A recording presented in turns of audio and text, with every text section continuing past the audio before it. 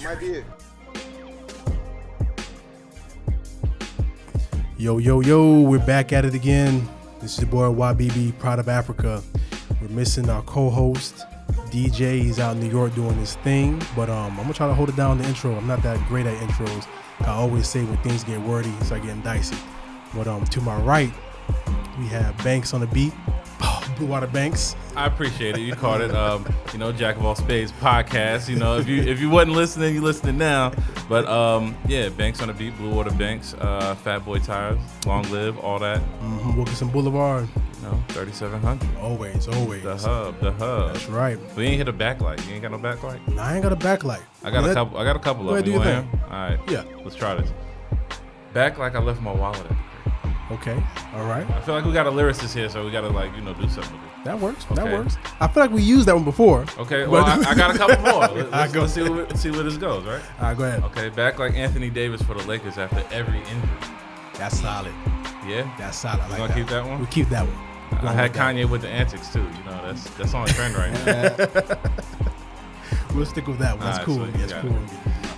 And we got to go ahead and say, shout out to the big sis behind the cameras, Carla YBB. Thank you very much. Thank you very much. But we got to give a special shout out to our amazing guest. He is known to make the basement sound like a stadium. Ooh. Phaze Gawd's in the building. The man, the myth, the legend. Sir. Yes, sir. What's going on, folks? How y'all doing? That's nuts. We good, man. How you feeling, bro? Man, living life, man. I get to be around the goats finally. So, it's been a long time coming, man. I'm grateful, man. No lack of energy in here today, man. Much love, man. I appreciate it. Absolutely. Now, for everybody that's listening, watching all that YouTube, wherever you listening at, we start off with the flower segment. Now, we got big Southside energy in here. Big Southside. So we got Collinswood Elementary alum. You don't understand. Graduate of Olympic High School. Shout out Renaissance. We got an MC. Gang. I'm gonna repeat that. MC. Producer, actor, high energy entertainer, creator for Artists by Artists, podcaster. He's familiar in this territory. He's not a stranger here. He knows what he's doing around here. The residency in Mart Talk CLT. Nominated Best Rapper, Best Male Hip Hop Video for Billy Graham's. Featured Queen City Nerve, Extra Chill, Creative Loafing Charlotte, Asheville Grit, Culture, our family over at the Black Vibrations podcast. Shout out to them. Shout out to them. Shout out gang. Performed at Camp North End, Levine Center for the Arts, Petra's, Snug Harbor, Bart's Mart, and many more venues, because my boy be on the road with it. I ain't gonna lie. I've been peeping. I seen it. Trying. I seen it, man. We got the Phaze Gawd here, man. Talk about this journey, man. Everything I read off, that's time right there. Impressive. Well, listen, I mean, when you list it like that, it sounds cool, man. It's just been work. It's just been I think it's just been just putting it all together and working it out. Again, I just came from really seeing the scene for what it was and seeing my place in it, how I can maneuver and how I can not just like be just another artist in Charlotte, but how can I really be a figure, somebody that can do something to stand out and Right. and bring something to the table, not just for myself but for the city and other people. So it has been a journey. It has been a crazy journey. I go back and look and see when you list some of those stuff off. I'm like, man, like I did some cool stuff, and I think that's what I've always just wanted to do, is just cool stuff, cool stuff with the music that I do and the music that I make. So yeah, man, I'm grateful and I'm blessed. So absolutely, and I get to be on, Jack of all Spades. So add that off to another checklist. So yeah, we here with it. Absolutely. Man, definitely with you, consistency is key. Like I always see you, like I may not be saying much when I see you stuff post or when you actually put stuff up on the IG or Facebook, but you're always consistent. Like you never stop. You're always moving and moving forward and pushing the envelope forward and pushing the envelope forward. And I always use that as a model for myself. Kind of like, you know what? Phaze Gawd is mad consistent. Like, you're gonna go somewhere because you're so mad consistent. Like it's bound to happen. But I'm gonna get into this thing right here right quick. Sure, appreciate it. And let's take a look back, way back. So your father played the saxophone. Yes. Which saxophone was it? I'm an alto saxophone player myself. Was he a soprano, a baritone? Who was he doing with? Pops is a multi-instrumentalist. All right. You put it in front of him. He knows how to play it. If he don't know how to play it, he gonna figure it out. He Prince out here. He honestly, and I mean, he side story. He had that chance to audition for Prince. Oh, for real? Yeah. My pops he was living in Minnesota around the time where Prince was starting to get big around that time. So yeah, I think around that time they were doing like some type of audition for like his first band that they were trying to get touring, and he tried out for it. But you know, I mean, it's Prince. They're not looking for no saxophonist, and that's what Dad's specialty is a saxophone. So obviously they didn't get a call back. But just to be, I think, and he always tells me for him to be, you know, in that area around that time, I feel that energy was always just expiring because I mean, he ended up becoming Prince. So you know, just being some way connected to that is just you know grand. So dope. Yeah, it's dope for sure. To even be in that space for him, like, cause the stories you hear about Prince, if you're a bullshit instrumentalist, you ain't coming around. Nah. So you already know what that said about your people. Like, yo, he was with it. He's on it. Yeah. And I think it was one of those you had to know some people to get situated. So it wasn't like my pops was like slack, like anybody could get part of it. I think it was like you had to be in and really, you know, whatever. Right. But you know, no, but that's the whole thing with Pops, and I think that's where I get a lot of my just love, my ingenuity, and I really just pushing stuff forward. It's like, you know, Pops is just learning, figuring stuff out. He really hands-on guy. It's just always been a smart dude, just all around, and I take a lot of that from him. So when it comes to moving around and stuff like that, you know, I get that from my father. So yeah, so shout out Pops. So for you, was there any instruments you gravitated to before you got into hip hop? Nah, man. I never got the bug for instrument playing. Okay. I wanted to sing, man. It was one of those sad black downtrodden stories, man. I remember I wanted to sing. I wanted to be in choir.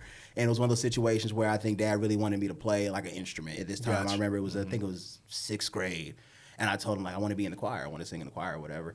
And he was like, well, you know, let me see who we got to talk to. I think somebody ended up talking to the guidance counselor. Guidance counselor said that the choir was full, but they have orchestra open. Gotcha. So Dad heard that. He was like, well, do orchestra. Get you a violin. Get you a double bass, and learn the double bass. Dad, I want to be in choir. I want to sing. I at the time I really was kind of trying to be a little choir boy, or whatever. So you know, I told him I really wanted to sing. I didn't really want to do orchestra, but he's like, no, you need to learn the instrument. Get in there, learn the instrument. I feel bad for that woman who was trying to teach orchestra because it was just in one ear out the other. I learned enough to pass. Yeah. We had a concert. I faked the concert just to get up out of there, pass the class, and you know just kept it moving. But I mean, knowing that now, I wish I did take a bigger interest in learning, you know, instruments. But I mean, it definitely. I would have much rather it been something else. Maybe like. If he had put me in band, I think I might have done better in band because I think I would have had a better idea, like drumming. I think I had a better feel for drumming. Maybe if I choir again, I would have much rather been back in chorus because after that whole orchestra thing, I was kind of just done with kind of just trying to learn any real music other than if you stuck me in it. You know what I'm saying? Okay. So, but yeah, like when I really wanted to learn stuff, it would have been like either drumming, maybe piano or something like that. But now it's kind of like, where's the time to do it? If that makes sense. But that's really it. I haven't really tried to master anything other than these bars and these lyrics. You know, I really learned how to write. I think that's where a lot of my talent really kind of shined at when I was even younger, was just speaking, talking, writing. I think that's where a lot of where I was kind of flourishing at. So that's why, because my brother plays sax. My brother knows how to like do instruments and stuff like that because he gravitated toward it. Yeah. Okay. I never gravitated toward it like that. So I think I was more of the writer, poet kind of guy. So yeah, that's kind of where it stuck out for me. Okay. Was this an older brother or younger brother? Shout out Bino. Okay. Actually was a part of a group here in Charlotte, Open Minds Music. They were doing a little moving and shaking for a while on the radio. Yeah. So shout out Bino, Quan, all the gang. Shout out them. Yeah. Okay. Yeah. Before you go to the next question, I got a question. You mentioned the you wanted to be a part of the chorus. Yeah. Was y'all real heavy in church back in the day, or is this something you just grabbed the chorus anyway? Nah, we grew up Jehovah's Witness. Gotcha. Yeah. So people who know Jehovah's Witnesses, they don't do a lot of choir stuff. Exactly. They sing the song. Yeah. So you know they sing the songs. Yeah. You know they don't really get freaky with it, but they it's really cut and dry with the Jehovah's Witness. But Pop sung. Pop's is a singer, like performer, singer. He was in multiple bands throughout the years growing up. Would go out see. I I see a lot of my inspiration for performing again came from Pops. Like I would go out see him perform with his band or perform his solo. He actually was with an award. He was in an award-winning band just a few years ago. Band of Gold, I believe. No, Entertainers. Beach band. Award-winning. They actually won an award for being like the best beach band. I think 2020 or something like that. So, so Pops is technically award-winning, artist out here. So I get a lot of that. Again, I see a lot of that and grew up seeing a lot of that. And he was a singer, so he would definitely kind of have music around the house, a lot of jazz. He's really into jazz, like just a jazz guy. So a lot of that knowledge and love for music really came from him at an early age. So yeah. Okay. Mm-hmm. All right. Now, quick little sidebar on this. Now, if we needed you to, could you still recite that "Gonna Make You Sweat" verse? Speaking of performances, we went over this. I can try now. Oh my God, man! And you can give us the backstory. I got you. So if I remember, it goes, here is the goal. Back in the place, the jam is live and it's best that I don't waste time. Off the mic with a dope rhyme, jump to the rhythm, jump to the rhythm, jump. Now I'm here to combine beats and lyrics that make you shake your pants, get a dance. Come on in, dance, guys, grab a girl, don't wait. And that's where it cuts off for me. Shout out Uncle Free, Freedom Williams of CNC Music Factory. Actually had a chance to meet him. Started that verse really. That was like my very first performance as like a child. Wow. That was for a elementary school performance at Collinswood Elementary. Okay. It was like a dedication to the 90s. So they were doing a whole bunch of like 90s inspired themes going on, and I actually got picked to do the rap version for that.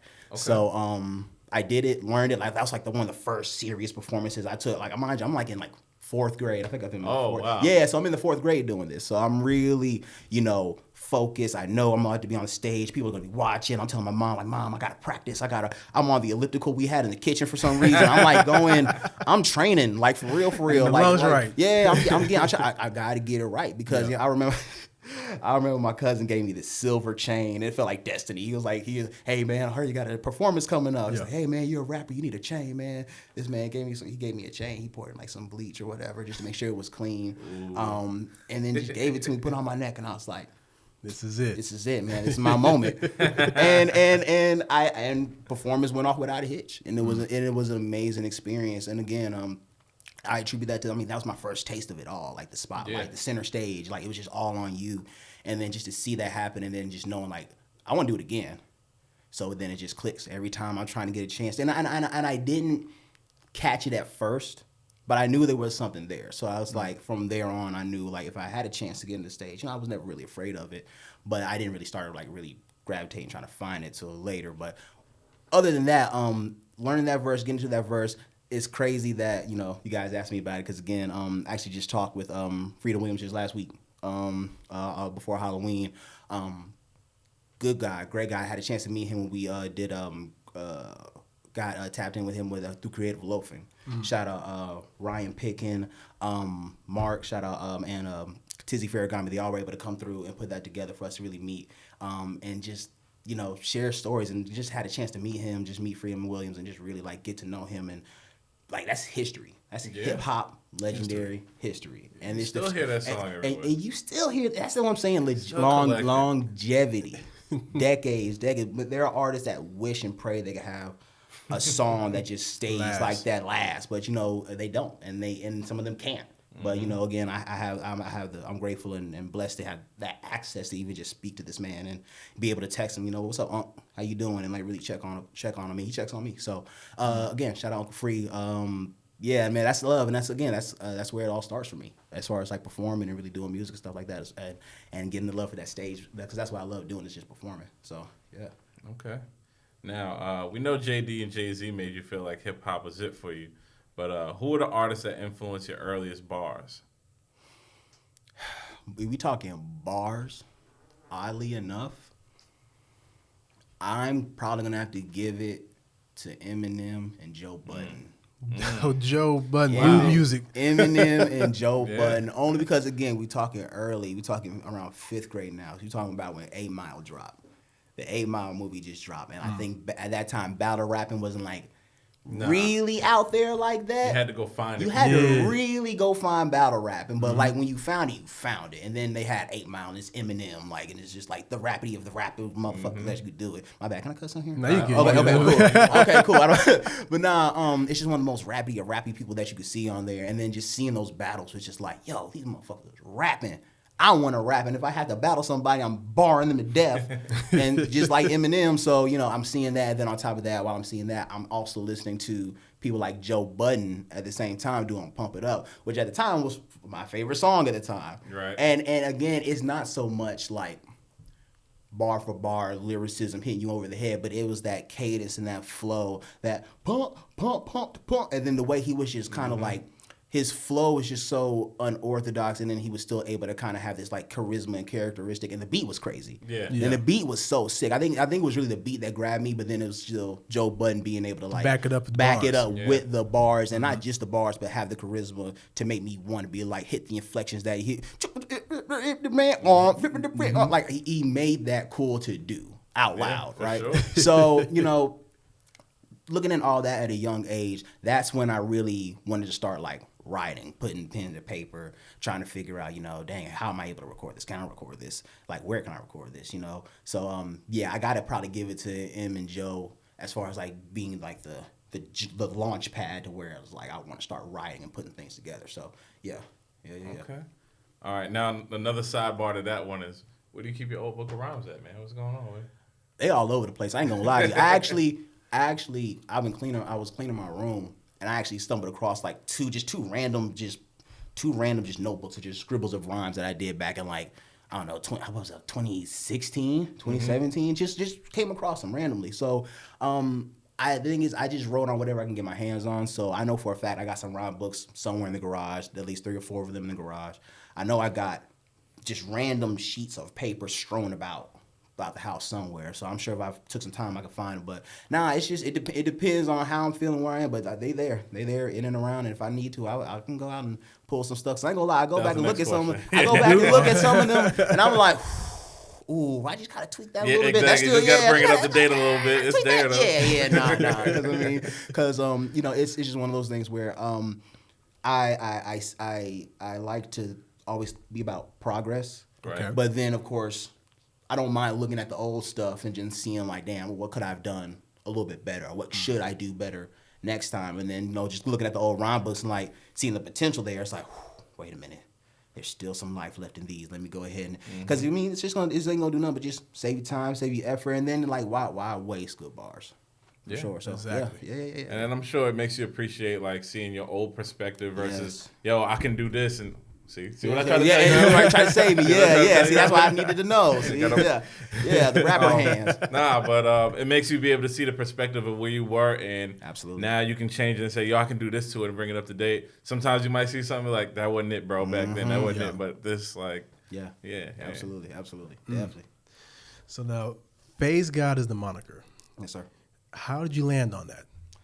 So Phaze Gawd is an offshoot of a group that I put together, a collective that I put together of different artists, music artists, visual artists, producers, photographers. I was trying to do videographers, models. I was really trying to put the whole team together, like on some.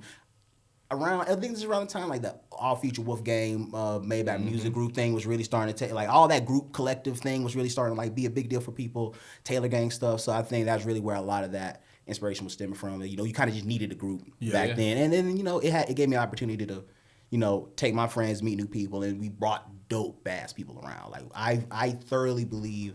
Again, I don't know if I said the name. Phazer Gang was the name of the gang. It was Phazer Gang. It was Phazer Gang. Yeah, my bad. But the group I was put together was Phazer Gang. So we were just a multimedia, just collective of just people that just came around, and we just did music. We created. We filmed as much as we could, and we just put it all together. And honestly, we were dope. I sincerely believe we had one of the dopest collectives at that time because we just kind of had it all. You know, we just had we had dope producers, we had the dope graphic designers, we had the dope rappers. Like these guys are just killing shit, and we came together. We was really killing it. Matter of fact, King, you saw us. We used to. Matter of fact, both of y'all used to see. We used to invade the house sometimes because again, Francesco was part of it. So you know, it was a part of it was just had a ton of people that were in and around the city that were working really to a common goal of just doing dope shit at the time, and then just being a collective and being a group. So as we were progressing through that, working together, I started realizing that my name, I was going by Tony P the King, which I mean it's okay, but I think I could do a little bit better. So I started toying with some other things, and I thought Phaze Gang. I was like, well, I don't know if like Phaze something, you know. Phaze Gawd, you know, Tony P the Phaze Gawd. We were listening to a lot of Lil B at the time, right? So that was kind of real heavy. So I took some inspiration. So I tried, you know, Tony P the Phaze Gawd, you know, just trying. I remember putting that on Facebook, just, you know, I'm Tony P the Phaze Gawd. Somebody's like, you're just trying to bite off Lil B. And I was like, no, I'm not trying to bite off Lil B. But then it's like, at the time I was like, well, no, I mean, I'm really not. Because at the time, I mean, like, that's kind of how I was feeling. So I did drop, like, I guess the D off, and it was Tony P. I do go, the whole name is Tony P the Phaze Gawd. But, of course, I just shortened it to Phaze Gawd. And that's how we kind of get to Phaze Gawd, right? But anytime you hear me, I introduce myself, I always introduce myself as Tony P the Phaze Gawd. So that's the entire, you know, the entire name. But, you know, Phaze Gawd for short.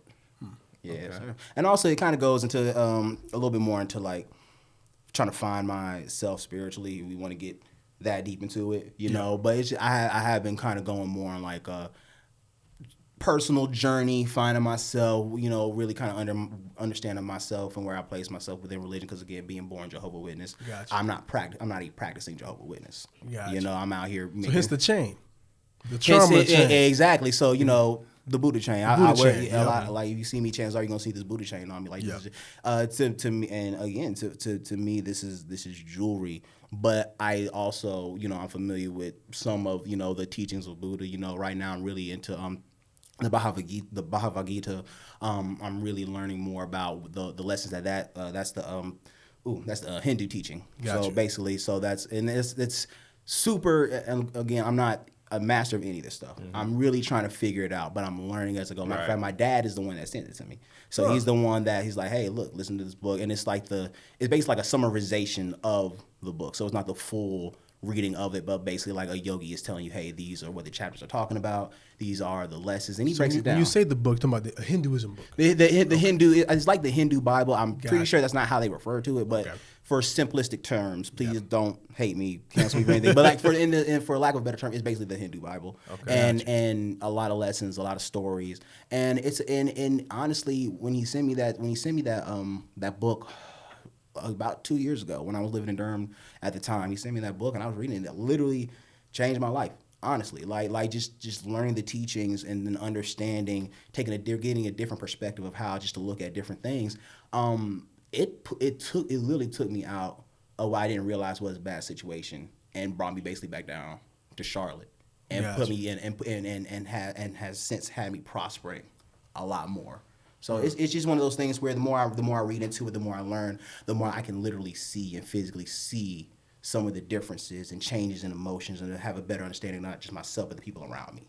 So, you know, it's just one of those things that, again, and that name, I think the name encompasses that because I go through phases, I go through different things, I meet different people, get to know different people. So it's just it kind of wraps itself into its own thing. So it's really cool. So that's basically how I got to that. Dope. Okay, appreciate it. Now, you've said that you can hear the part of Charlotte people are from in their music. You know, you're 4 albums and counting right now. How do you feel bringing South Charlotte alive with your music? Like, what do you bring to it? What do I bring the South Charlotte music in particular? Like I mean, I rep it, man. Like, there's not too many to my knowledge. I mean, I know there's a lot of artists in South Charlotte who are working, doing their thing, but I mean, like, it's being out there. Like I said earlier, being out there, being that icon, being the one that's moving, shaking, being seen.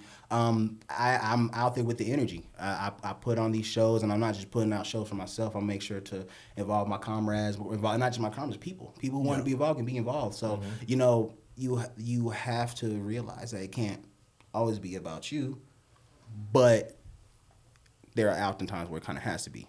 But regardless, you have to put on the best you that you can, and I feel like I always do that, and I do that by repping South Charlotte. So that's why when I throw Exifo, faux shit, and whole shit like that, that's South Side, South Charlotte. I saw my song, you hear South Side, South Side, South Side. There's not enough people saying South Side, South Charlotte, foes up. People think that. People don't even realize the fours is South Charlotte shit. Like that's exit 4 shit. That's exit 4 shit. Like, I mean, it's cool everybody's throwing it up, and it's cool that is attributed to Charlotte as a whole and as it should be. But when you dig down to it, that is a South Side culture. And it's not a matter of, hey, you need to be recognized. Just understand that's where it came from. Just don't understand. Just to have an understanding, and I think that's just it's just claiming what you rep. Respectfully, I guess. A lot of people want to go, West Side, South Side, man, all that shit's stupid, man. Listen, this is the city of Charlotte. Yeah, right. I'm from South Charlotte. I got plenty of people in West Charlotte that I fuck with heavy. I got plenty of people in East Charlotte. Plenty of people in North Charlotte. When you really have the city, I'm grateful that doesn't really, for me, don't really be going crazy like that when it comes to size. I always feel comfortable. And I always feel comfortable, you know where to go, where not, but I always feel comfortable anywhere I go because I know the people that I'm around are cool people and they do what they're supposed to do. But you always want to come through again. Wrapping back to what I was saying, like when it comes to just putting the music out there and repping your side, that's just what I do. I just make sure that I'm vocal about it. I always show love. You're gonna know, hey, Tony P, Phaze Gawd, that's South Charlotte, South Side. How you know? He puts into this music. You hear South Side. You hear South Trying, Exifo, faux shit, no whole shit. If you understand the lingo, you understand the culture, you already know.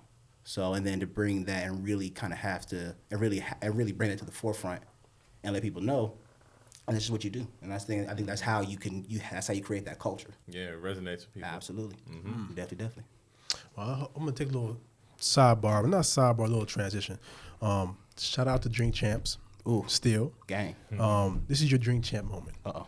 So what do you like more? Do you like writing a song or performing it? Performing. Easy. Okay. Every time. So performing it. Now talk about some of your showmanship qualities. My showmanship qualities? Yeah. Energy, okay. It got to be energy. Energy can come in different ways. Mine's usually comes in I think a lot of gestures, hand gestures, pointing.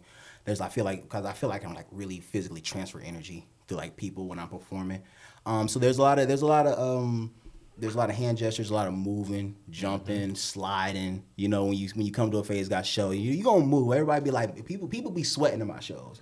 So I think as a showman, you gotta put on a show. You gotta give people something to look at. Yeah. And people gotta follow what I'm doing, because if you don't, you're gonna miss some shit, and then and then you missed it if you weren't paying attention. So that's one thing. And then I think I'm really big on this crowd participation, getting the crowd involved. And then because that's how you really, I think that can make or break. That can make or break a show, and that can make or break an artist. Like if the crowd doesn't feel you, they're the ones paying to see you, and if they don't feel you, they're gonna come out and see you, and that's the main way you're gonna make money as an artist. And they ain't gonna refer you. They're not gonna refer you, man. You put on a whack ass show, nobody gonna want to see you again. Nah. I've seen people have whack shows, and the promoter. I had nothing to do with the show. Promoter came up to me because he just knows that I'm an artist. Like, I'm not bringing that guy back. And I was like, good. I'm sorry, but it's really it really sets you apart as an artist, like having a good show and putting on a good show. I see it's a misinformation that the media, this is gonna sound crazy, but the media puts out that these young guys just go in the booth, they don't write, they don't do anything, they just go in the booth and just do whatever, come out with a hit. They can do that because they got money behind it, and they can auto-tune and do whatever, probably chop words together. They can do whatever they need to do to make that blow up. You, sir, are working off Cakewalk on your cousin's laptop. You don't have the funds to do that, but you are putting on a performance like you do. I've seen people, and I'll give you a perfect example. I was doing the NCAA show, right? And this guy he was opening up for this show, and we were doing sound check, and we were like, yeah, make sure you do your song, play your song, do it. This man does a song, doesn't do a lick of the words, doesn't do a single word, just and I was like, he was done with it. He's like, oh yeah, that sounds good. He came up like, hey man, like you barely did anything. Are you sure that's gonna sound good? He's like, yeah man, no, I'm just gonna have the crowd sing with me. Like what? Bro, Okay. like, but do they know your words? Like, nah, I mean, they don't know the words. Like, I asked them, like, they gonna know the words like that? It's like, I mean, no, they're not gonna know the words, but, you know, Travis Scott he uses lyrics on his song, and I was like, You're not Travis Scott. you're not Travis, bro. It don't matter whose name, but the thing is, it doesn't matter whose name you can put in there. That's the issue, is that so-and-so does this. I'm gonna do it too. But you're not so-and-so. You're nowhere near so-and-so. That's not a knock to you. You can be anything you want to be. But the fact of the matter is that guy ended up having a terrible show, by the way. Yeah, Of course. He ended up performing, ended up not, like, he didn't do anything. He literally just mumbled a few words, might said a word or two, did the hook somewhat, and then never saw him again.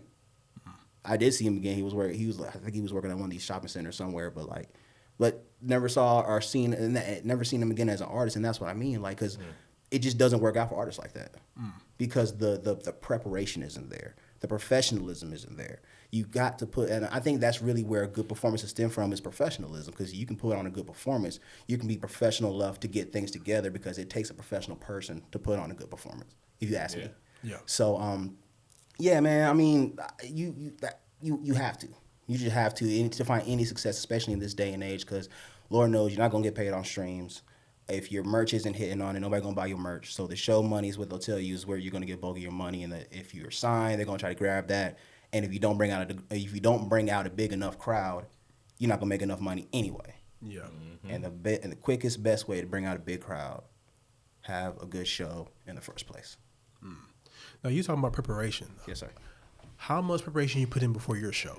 Like, Not- do you go practice a lot, or walk me through it? Honestly, not enough. Not enough. Okay. I'm Self-aware. Okay. I'm self-aware of it, but I'm also trained enough to know that where I need to tighten up on, and really where to focus on where I'm tightening up on. And then, of course, you know, I have to be hard on myself, because nobody else is going to be. Yeah. Right. And I think that's really one of the follies of being an artist, is a lot of people aren't going to give you a critique anyway. So I have to critique myself a little extra hard. But when it comes to preparation, you know, I know the songs I'm going to do, picking the songs I'm able to listen. I listen to the songs back and forth as they are, whatever the songs might be. I got the instrumentals. I'm listening to it on the way anywhere I'm going. I'm repeating the lyrics, you know, on top of the words, without the words, with the instrumentals, without the instrumentals. I'm rapping into it while I'm doing something else. Like, it's just a constant. It's all about practice. Going. Do it again, because it'll just be second nature after a while. So,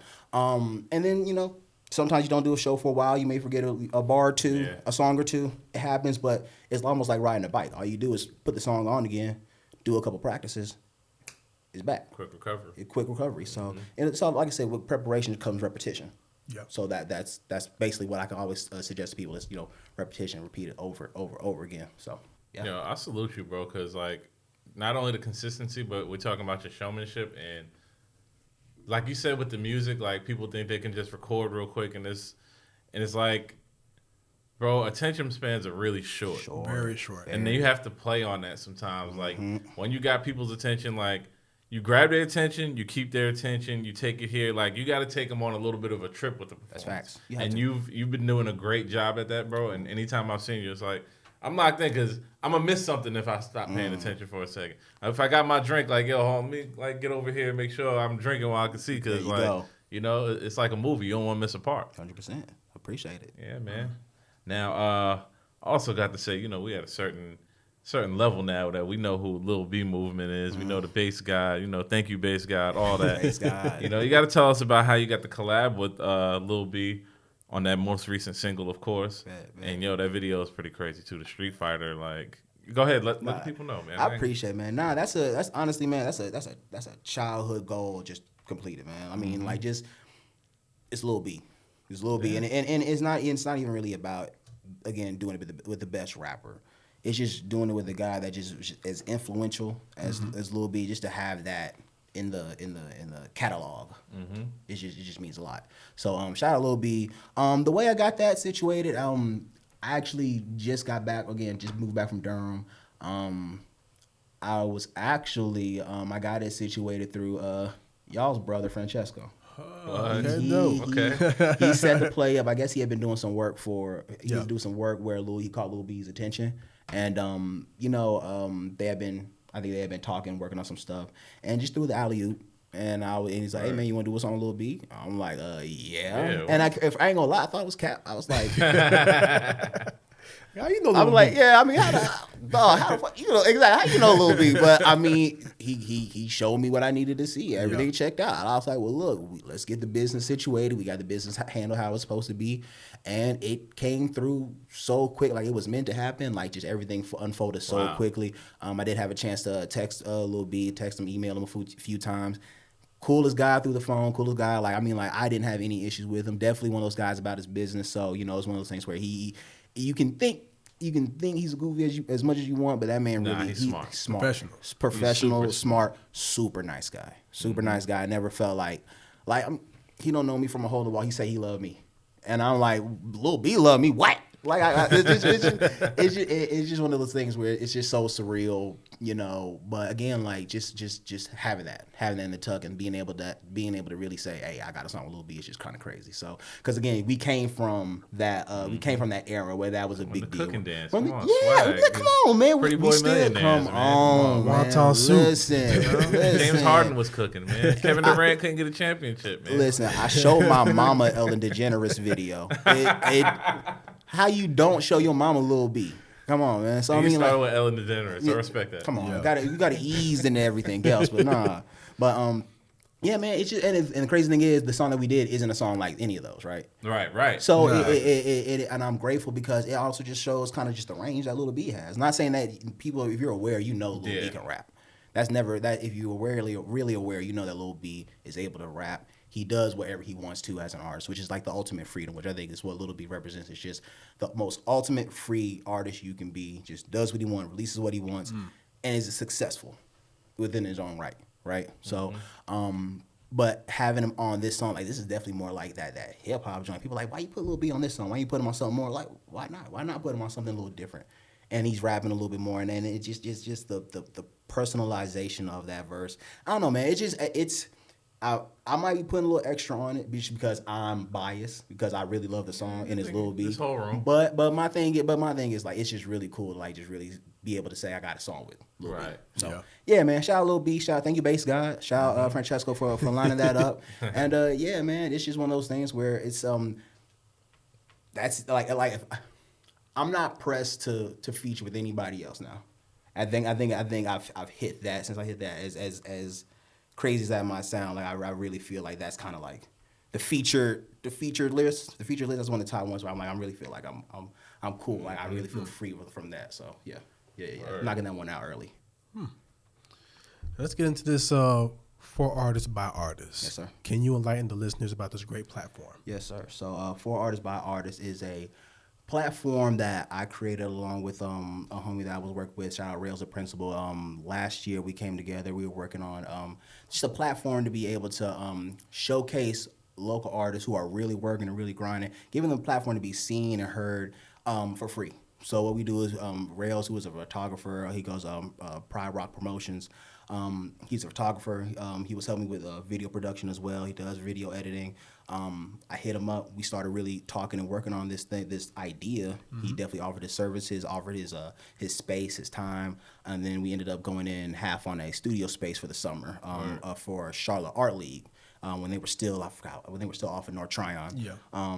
So we were really in there, filming and working with artists for the free. We were doing free interviews, free photo shoots, free video productions. Again, we were doing vlogs just to showcase what these guys are doing, behind the scenes, all for the free. And of course, doing free events and shows at one point at Bar Smart. So we were providing just a platform, all of it free. All you gotta do is just be dope, be you, and come out and do your thing. And I think that's what it all has to be about. It has to be about the talent. It has to be about putting together and putting in place a program where artists can really go through and have a space to be at. You don't got to pay for money. You can get what you need. You just have to put in the effort, be dope, and everything else will be handled. I really want this to kind of be the starting point for every artist. And I would love just for every artist to feel like, damn, where do I start? Where can I start? Where can I go? Where's a good, safe place for artists by artists? Come to whatever we got going on. Come to our shows, our events. We'll put it on for you. All you gotta do is just hit us up, talk to us, we'll make it work. So absolutely. Word. Okay. Now, safe to say you're influenced by anime, 90s culture, and Adult Swim. I think it's only right to ask, when's the animated series coming out for you, bro? Ask and ye shall receive. Right? I ain't gonna lie to you, man. It's on. I don't want to spoil too much. Okay. But we definitely got some things on the way for sure. Okay. Different forms of media. It's in mind. Okay. It's in, and I mean, it's not in mind. It's in production. It's in working. Yeah, it's in production and on the way very soon.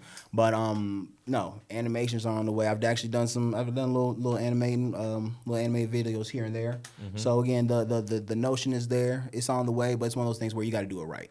Yeah, you want to make sure it's done right. You want to make sure it's done professionally, so that once it's dropped, you can be proud of it, and then you will want to see more. Because if I half-ass it, then it's gonna be like, well, I'm glad he did it, but this is kind of trash. So I mean, if he drops another one, cool. If not, I'll be fine not seeing it. But I'm really big on like being able to create something that the people will want more of, and will ask more questions, and like, damn, what happens after that, or what you doing? What's gonna happen next? Got to tune in to find out, man. Okay. It just keeps the people guessing, keeps the people going. So, animated series, listen, it's on the way. I'm glad you're asking about it because it's definitely on the way for sure. So, with the animated series, are you doing the voiceovers for it, or are you? It's on the way. He said he only. It's on the way. But with that being said, it's different. It's different. It's different medias. It's different forms of medias. It's not just animation. We're talking. We talking about visuals. We're talking about different forms of audio aside from music. We're talking about more written forms. Maybe reviews. It's just what can I do? What can't be done? And how can it include the people around me? Right. To continue it on. So it's all on the way. Animation, all that's all on the way. It's just, got to make sure it's done right. Yes, sir. Now, I got to ask, if Phaze Gawd wasn't rapping, what would he be doing? Ooh. Podcasting probably. Podcasting. Ain't even gonna hold you, man. There's little. I'll try to take a book. I'll take a play out of the book of Jack of all Spades and really, because I really just enjoy it, just having conversations with. Like people. You a natural, bro. I appreciate that, man. Again, I look at guys like you and Banks and DJ, the way you guys just you ask the questions that other people just don't ask. I just want to really get to know people because I really feel like people have a lot to say. And people want to say a lot. I think that's why a lot of people be walking around here mad because they can't really say they can't really speak to people. They really can't talk to people without feeling like they're being judged or feel like they might get, looked at weird for saying, listen, the things that I've heard from some people just doing the, if I don't want to do a shameless plug, but Mart Talk CLT, when I was doing episodes with that, I've had episodes I haven't even dropped yet that are just kind of like, we talking about some wild shit. Like some things that I wish the audio quality was better, but it's just one of those things where it's like, these people would be afraid to have these conversations, right?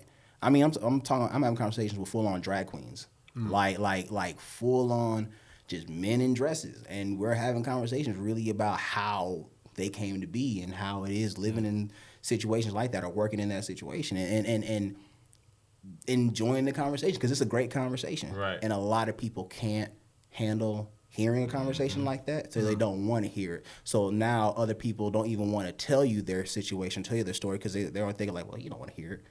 I know he doesn't care about what I got going on, what I got going through, so why would I tell him my story? Why would I tell anybody my story? All I hear is that nobody cares. My thing is, with the podcasting, it really just gives me an opportunity to sit down with like a literal neighbor, somebody I've done it. I've sat down with people I just met that day and just talked to them, got to know them, and then realized, oh, you actually do some really cool stuff, even when they thought that they didn't do anything cool at all. I was like, well, no, like that's actually really interesting. How'd you get into that? And then you just see them open up. Right. And it's just like, whoa, like you really are passionate about stuff. Mm-hmm. You just never got the opportunity to talk about it. Mm-hmm. So I think that's the really biggest thing. So if I wasn't rapping, I definitely would be like wanting to speak with more people, talk with people on the podcast and really get them to open up more. So another thing, what you said about like people being afraid to be judged and using their voices in a conversation, is like when you have a space where you can make them comfortable enough, they're gonna open up and you can be able to do that. Yeah. You just gotta be willing to like listen and learn at the same time. So once you offer that, like you can get into the conversation as much as you want because you're really just trying to get an understanding. Absolutely. So, Yeah, don't take my job. Nah, man, I'm trying to listen. No. I'm trying to do the collab, man. I need the Jack of all Spades X Mark Talk COT collab shirts and all that, man. Yeah, listen. We're gonna make something happen. For real. Let me know. I am in nowhere near this level yet. Oh, man, but this is definitely the goal to get to. So again, like I appreciate you guys for just having me and let me like I'm like Miss Carla back here. I'm looking at plotting on y'all stuff, seeing what I need to get. You know, how I can up the game on y'all, man. So, hey man, it's free game, man. Yeah, it's free I game. see, You know what I'm I saying? see It's enough for everybody to prosper and grow sure. with. You know what I'm That's saying? We don't grow as a community. We always try to keep things to ourselves. 100%. You know, that's what we always open. We always have other podcasters on. We have other folks who may be in different fields on the show because we don't want to hold this all to ourselves. You know, we know that it's greater than just us. That's a fact. You know, if we don't continue this on, somebody else is going to continue it on. That's you know right. what I'm saying? Why not be the folks who's closest to us? Facts. You know what I'm saying? Absolutely. Absolutely. But shit, we reached the time to our most favorite segment. You know, DJ's favorite segment, my favorite segment, Bank's favorite segment, Jack of all Spades, Nation's favorite segment. The top 5 dead or alive. Shout out to Ludacris versus Killer. Now, you're all about energy. Yes, sir. What are your top 5 moments performing live? Whoa. Top 5. Top 5 perform. Oh, okay. All right. Well, top 5. Well, I gotta do the first one, of course. Again, Okay, shout out on first show. Free. Gotta do the first one. So we talked about all the way back in Collinswood. I think that was back in the 90s. I don't remember. It was a while ago. So yeah, Collinswood Elementary show, first show. Definitely started it off. I'm gonna throw number 2. Let me do. I used to do a series of events called Bars, Bands, and Brews a few years ago, and I used to be able to. I used to be able to get into breweries. Shout out, rest in peace to Unknown Brewing. They used to be a South End. I used to do events there regularly, and one of the first events, like one of the first Bars, Bands, and Brews we did there, we had about 200 people come out. Wow. Nice. And I feel like that was like one of my biggest shows, like just a mass of people at one time. So that's definitely got to go number 2. None of these in real order. They're just kind of they're just a 5. So definitely that one. Let me see. I gotta go. There was I love house shows. I love doing house shows. One house show we did one house show I did was actually in Asheville. Shout out my dog Eli Winkenword. He had me come up to his house in Asheville, which is like part farm, part like just farm with a little house in there. It's just space. And when I tell you this was the wildest show, I mean, like we got like first and foremost, I was working at a beer warehouse at the time, so I just had boxes of beer. So I'm like, it's Asheville. It's gonna be a bunch of white people. Yep. Get them drunk, get them going crazy. It's gonna be easy. I bring these boxes of beer up, hand them out. You know, as soon as they see, wow, like they go, Free beer. for free beer, and the black man bought it. They're not And so he's bad. performing, I'll support him now. Support him, man. They're not all that bad.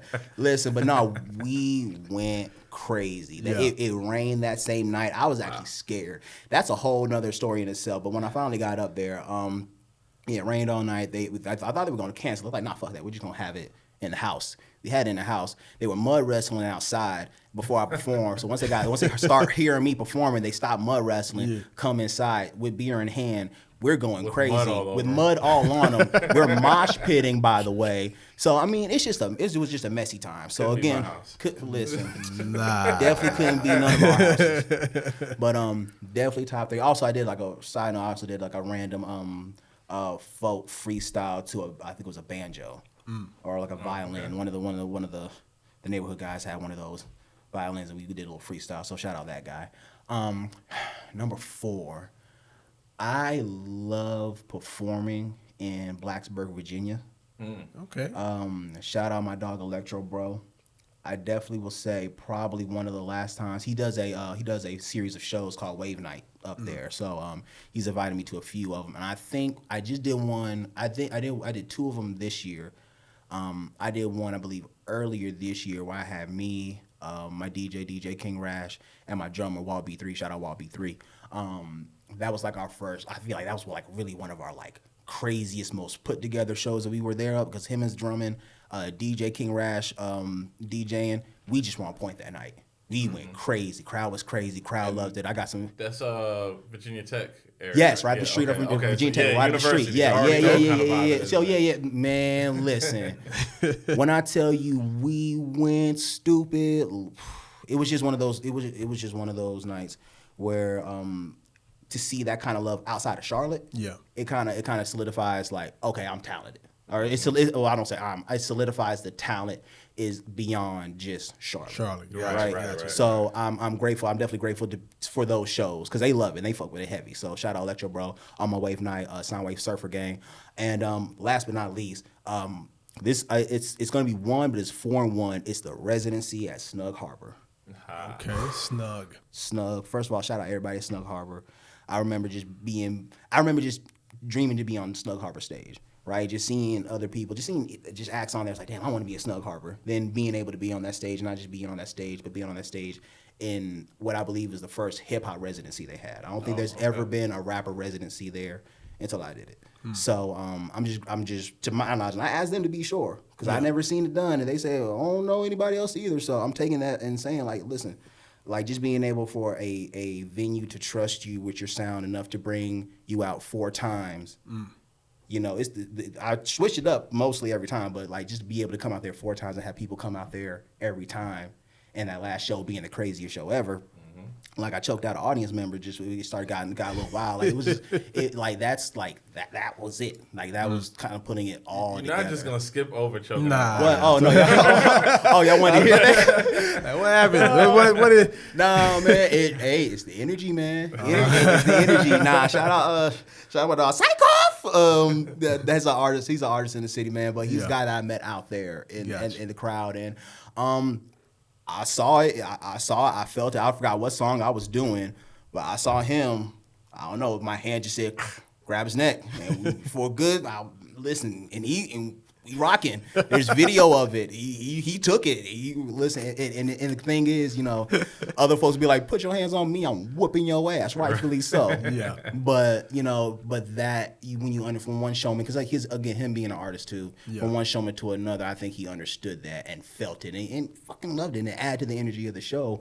But like it was just like in that moment, I didn't know him. He could have definitely punched me in my shit.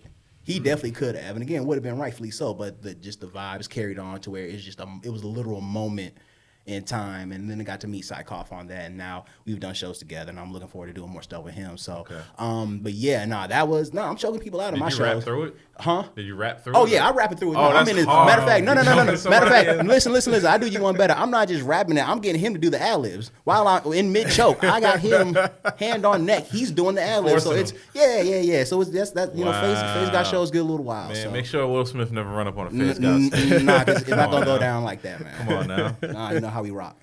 Absolutely. Man, it's crazy. Shit, my God. That's the top 5. Top 5. Phaze Gawd. Top 5 moments, man. I'm going to let Banks close it out because I got said in the beginning, man.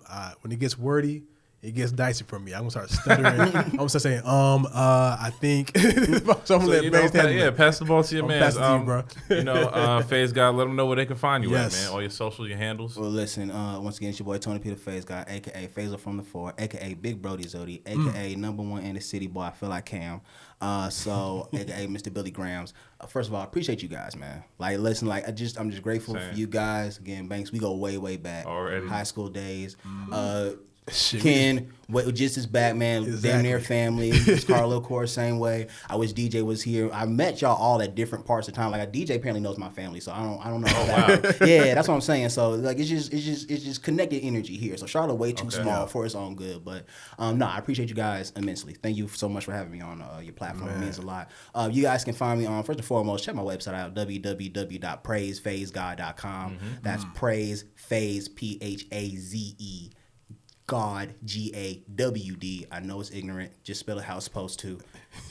All my socials are on there. Go ahead, get some traffic on there so I can start running some money up. These other places ain't giving me no money, but you can also find me on Instagram, Phaze Gawd 704. I'm on Facebook, even though nobody else seems to be. I do a little Twitter, but you know, Elon took that over. He's doing weird stuff on there, so I don't know. But yeah, TikTok. I mean, I'm on there, but I'm not on there. You can follow for sure. I don't know what you're gonna see on there, but Gotcha. but nah, man, it's I'm active where I need to be active. So hit me up, message me. I'm working. I'm out here. Just making things happen. So again, just follow me on all the socials and send me a message. We outside. Okay. 100%. Now, for all listeners, you can check us out at SoundCloud. It's on YouTube, Google Podcasts, Apple Podcasts, Breaker, Anchor, Spotify. Okay, Spotify, Audible. Audible. We on Audible? You on I thought Audible, there was books bro. on Audible. Whoa. Nah, we on Audible, bro. Wow, we a on book. that thing. All right. Phaze got any parting words from you, bro? Yeah. Man, listen.